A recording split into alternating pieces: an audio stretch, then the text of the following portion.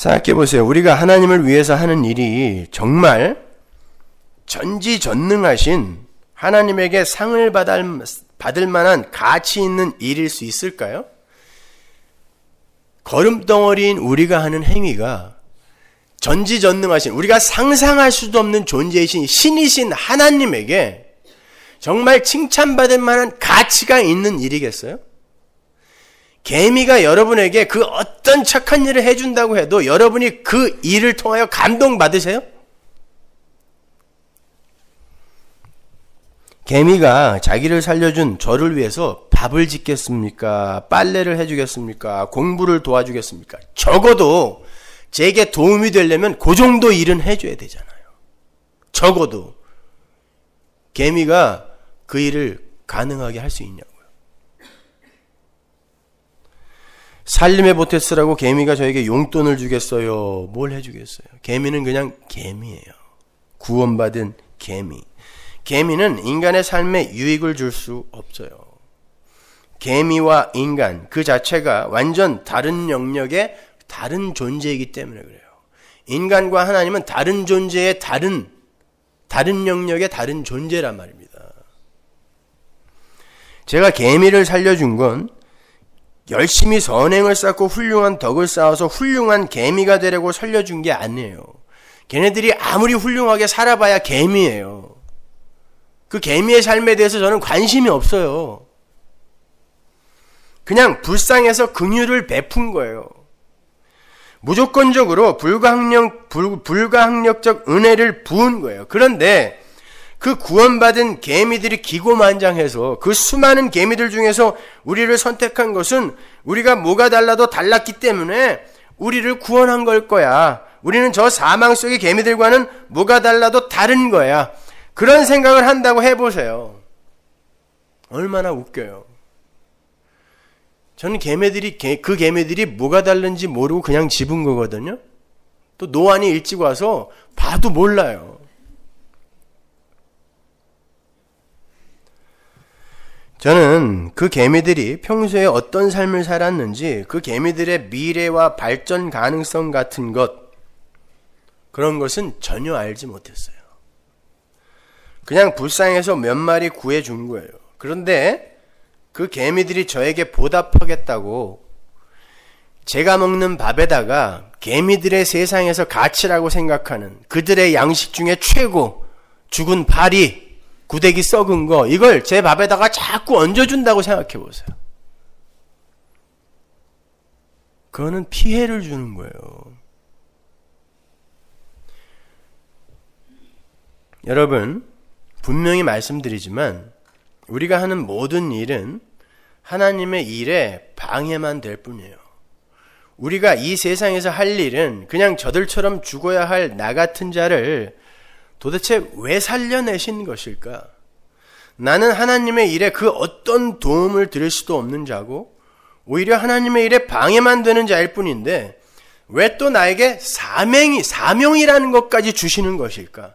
아, 나를 하나님의 가족으로 여겨주시는 거구나. 그리고 나중에 당신이 하신 일을 나에게 다 전가해서 면류관 씌워주시려고 나에게 일을 시키는 거지, 내가 하는 일이 하나님에게 도움이 돼서 그런 게 아니구나. 그러면서 하나님의 은혜에 찬송하는 자로 지어져 가면 되는 거예요. 열심히는 해요. 그리고 뭔가 업적도 이루어내는데 결국 이 일이 하나님께 도움이 되는 게 아니라 하나님이 이 일을 통하여 나에게 뭔가를 가르치신 거구나를 배우는 거란 말입니다.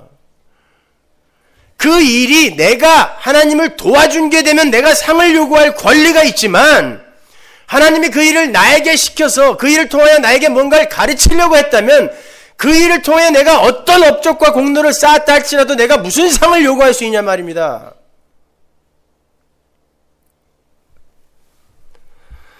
하나님의 일은 하나님이 보내신 자 예수를 믿는 것이라고 했잖아요.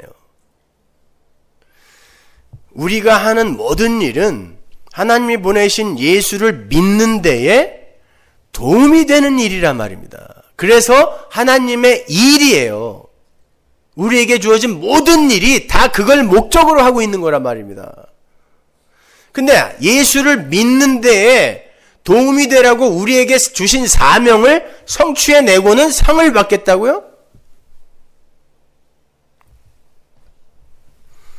여러분, 그 개미들이 죽지 않고 살아있을 수 있었던 건 우리 둘째 아이가 그 개미들이 한 일을 보고 그들을 기특하게 생각을 해서가 아니잖아요.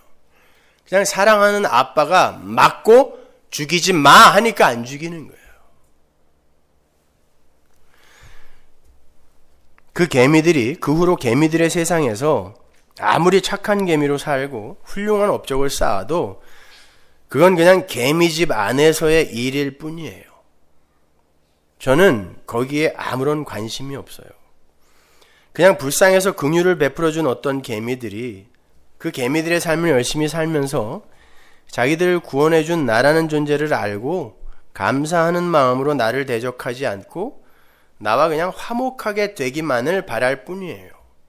그 개미들이 저를 위해서 개미집을 막 5채나 지어서 저에게 갖다 바치고 그 개미들이 먹는 구더기, 파리, 시체 등을 열심히 모아서 저에게 예물로 바치고 자기들끼리 섬겨주고 감싸준다고 해서 제가 그들의 행위를 기뻐하지 않아요.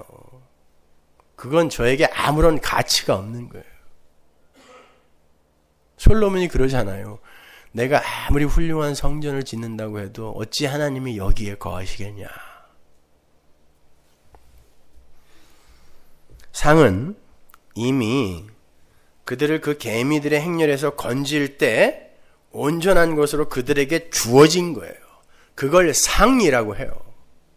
그들이 아무것도 한 게 없는데 그냥 불가항력적인 은혜로 폭력적으로 침노에 들어와서 무조건적인 선택으로 건져내는 거. 거기에는 네가 아무것도 한 것이 없는데 이렇게 건져냈고, 그리고 너희들이 정말 영원한 하나님 나라에서, 영원한 내 나라에서 나와 방불한 그 나라의 풍요를 누릴 수 있는 존재로 만들 때까지 내가 너와 함께 할 거야. 이게 상이란 말입니다. 개미에게, 거름덩어리에게, 죽은 흙에게 주어진 상.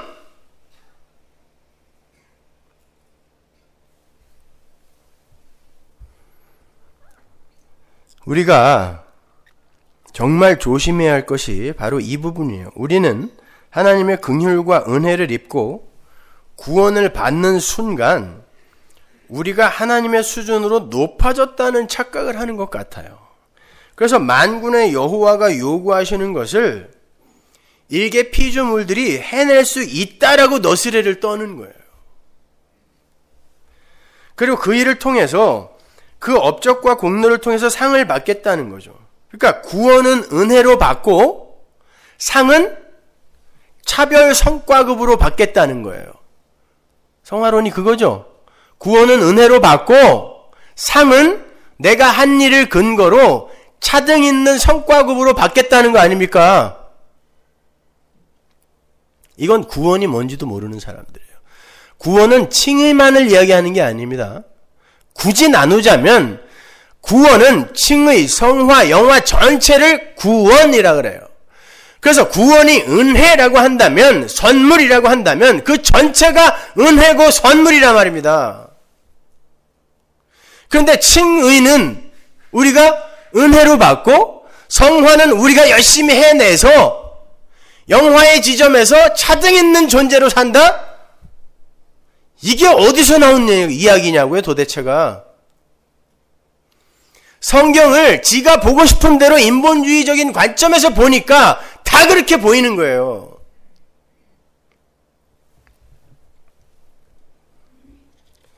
그게 바로 골로새 교회에 들어왔던 거짓 선지자, 거짓 사도들의 가르침이었어요. 거기에 대해서는 제가 다음 주에 자세하게 골로새서를 중심으로 해서 예를 들어서 설명해 드릴 거예요. 거기에도 이거 해, 저거 해, 그러면 상 줄 거야, 이런 이야기가 많이 나오거든요. 근데 골로새서는 그걸 경고하는 책이에요.